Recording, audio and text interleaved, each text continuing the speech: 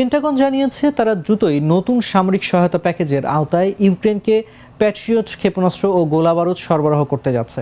যুক্তরাষ্ট্র এর জন্য $6 বিলিয়ন ব্যয় করবে বলে জানিয়েছেন দেশটির প্রতিরক্ষামন্ত্রী লয়েড অস্টিন। তবে এই প্যাকেজে প্যাট্রিয়ট এয়ার ডিফেন্স ব্যাটারি থাকবে না।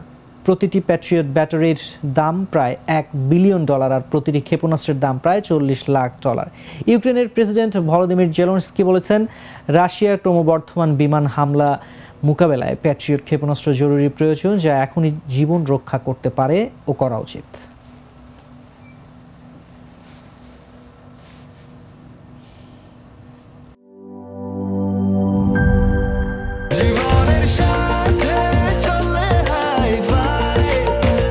স্বাস্থ্যকর অল টাইম ফ্যামিলি কেক, সব সময় অল টাইম হেলদি লাইফ।